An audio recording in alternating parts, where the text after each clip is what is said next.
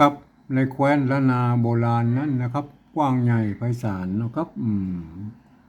นับตั้งแต่สุโขทัยนี่นะครับไปจนถึงปูนนะครับ12ปนาเมืองจีนพุ่นนะครับเห็นไหมมีหลายเผ่าพันธุ์นะครับที่เพิ่นอาศัยอยู่ในแคว้นนี้นะครับอย่างเช่นไตยวนไตลั่วไตลือไตขืนไตยองนะครับเห็นไหม4-5เผ่าพันธุ์หลักๆนะครับเห็นไหม เปิ้นใจภาษาเขียนเดียวกันนะครับคืออักขระละนาเนี่ยแหละครับเห็นไหมฮะอ่านบดเดียวนี่แหละครับเปิ้นก็ถ่ายรุ่นนั้นเปิ้นก็ถ่ายทอดมา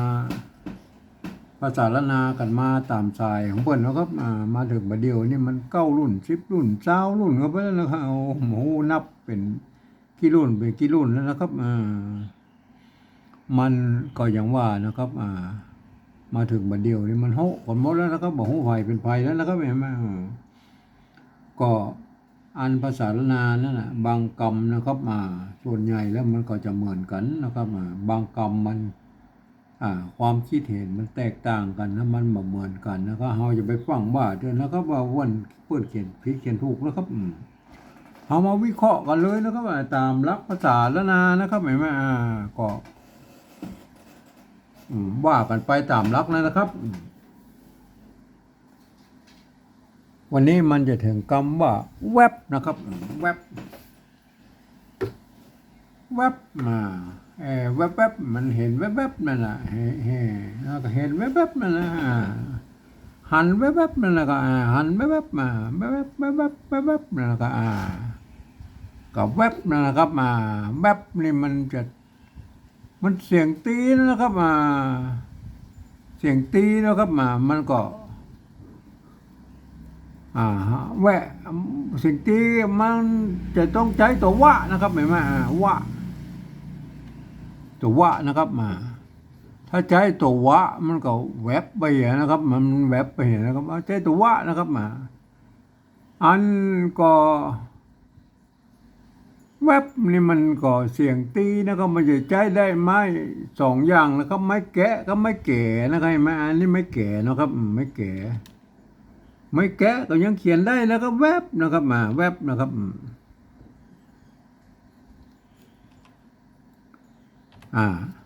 ไม่แกะนี่ก็ยังเขียนได้นะครับแวบนะครับเอาไม่แก่ก่อนนะครับไม่แก่นะครับอันนี้แวนะครับไม่แก่เอาไม่แก่ก็แวนะครับสะกดด้วยตัวบะนะครับบะ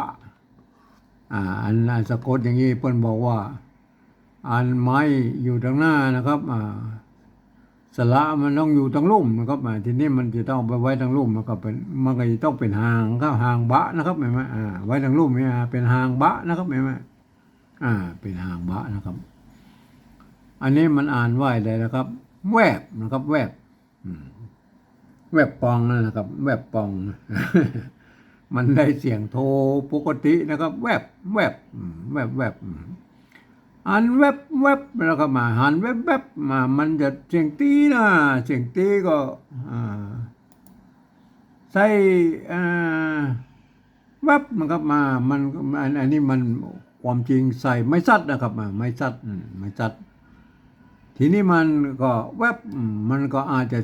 ใจไม่ขอจ้างก็ได้มันก็คือไม่ซัดนะครับเห็นไหมไม่ซัดได้นะครับไม่ขอจ้างนี่ก็ได้นะแวบนะครับแวบนะครับมันสะกดได้นะครับไม่แก่นะครับเห็นไหมไม่แก่มันก็แวบได้นะครับไม่สระเสียงยาวนะครับไม่แก่นะครับเห็นไหมแก่นะครับแวบนะครับมันก็แวบได้นะครับเห็นไหมอันใจไม่ซัดก็ได้นะครับเห็นไหมแวบนะครับแวบนะครับเห็นไหมไม่แกะหรอกครับแวะอันต่อไปนะครับอันนี้มันได้แล้วนะครับแวบนะครับแวบนะครับใจไม่ซัดนะครับหรือไม่ขอจ้างมันอันเดียวกันนั้นนะครับไม่ซัดกับไม่ขอจ้างอันเดียวกันนั้นนะครับอันตัวที่2นะครับตัวที่2ใจไม่แกะนะครับไม่แกะใส่ตัววะนะครับใส่ตัววะนะครับใส่ตัววะมันก็แวะนะครับแวะนะครับแวะสะกดด้วยตัวบะนะครับตัวกดด้วยบะนี่ก็ต้องเป็นหางนะครับ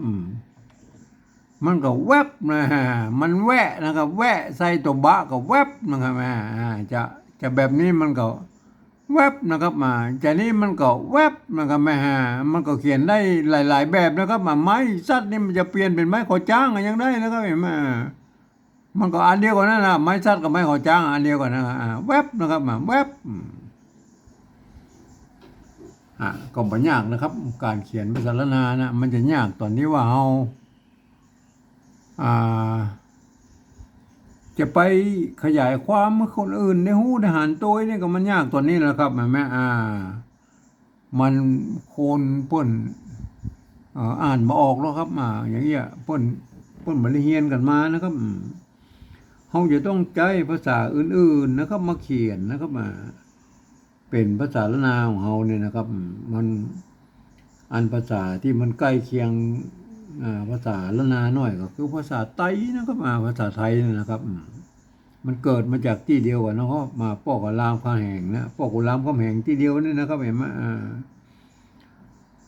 มันก็ยังว่านะครับมันผมเองนะผมก็ได้ใจหลักการปริวัติภาษาของสภาวัฒนธรรมมหาวิทยาลัยเชียงใหม่นะครับเปิ้น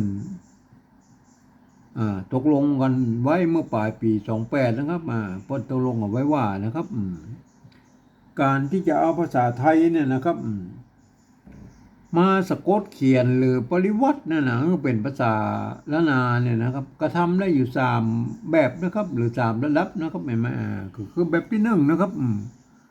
เปิ้นจะเอาไว้เขียนลักษิลาจารึกนะครับเอกสารสำคัญต่างๆนะครับอันนี้ห้ามพูดถึงแล้วก็ห้ามไม่ได้ใจนะครับเอาแบบที่2เลยนะครับแบบที่2เปิ้นบอกว่านะครับเอา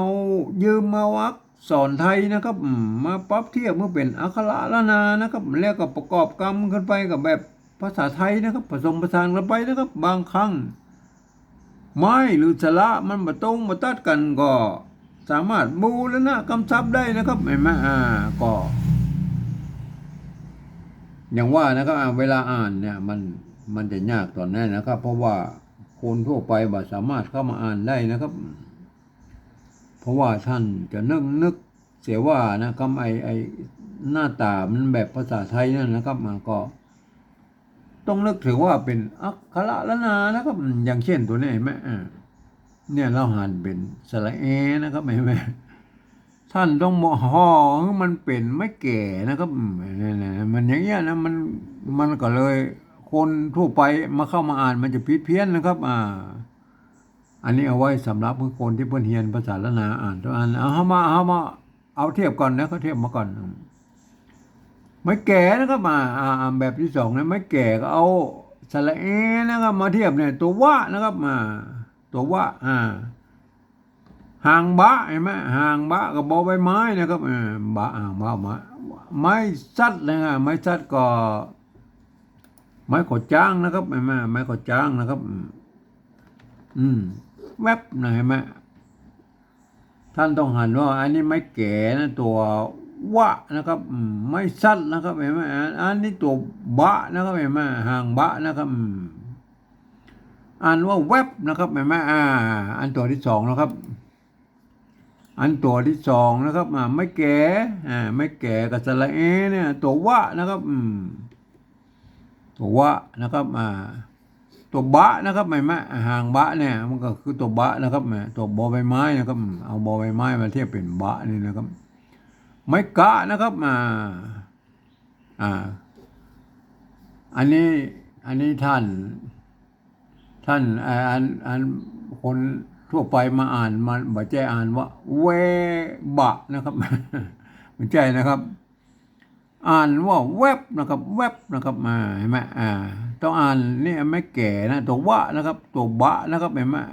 ไม่กะนะครับเห็นไหมอ่านว่าแวบนะครับเห็นไหมอ่านว่าแวบนะครับอ่านว่าแวบนะครับเห็นไหมคนทั่วไปเบื่ออ่านได้นะครับมันจะเพี้ยนสำเนียงนะครับ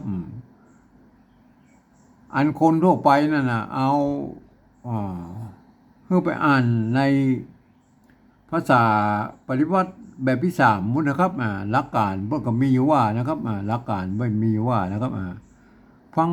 เอาเสียงภาษาละนาทั้งบนบนนะบนว่ามาอย่างใดนะครับ เอาภาษาไทยเขียนไปจะนั้นนะครับก็อ่าฟังเลยฮะรับตายก็ได้บอกไว้พอแล้วนะบนว่ามันจะได้ก็ว่าอย่างนั้นนะเว็บนะครับเว็บเอาภาษาไทยตัวโคดเขียนเลยนะครับ อันนี้มันได้อย่างแวบแวบเสียงโทรเห็นไหมเสียงโทรปกติแวบแวบเสียงตีนะครับเสียงตีเห็นไหมใส่ไม้ตะคู่เข้าไปซัดเข้าไปนะครับแวบนะครับแวบแวบแวบอันอันตัวที่สองแล้วครับแวบอันนี้ก็แวบเหมือนกันนะครับแวบนะครับเห็นไหมอันนี้มันแวบนะแวบนะครับแวบปองฮะแวบแวบแวบแวบก็ใส่ไม่จะคู่ไว้นะแวบเห็นไหมได้อะไรมาอันนี้เขียนแบบไทยนะครับแวบแวบนะครับแวบแวบนะครับเห็นไหมอันภาษาละนานะครับพวกเขียนได้สองแบบนี้นะครับป้นภาษาละนาป้น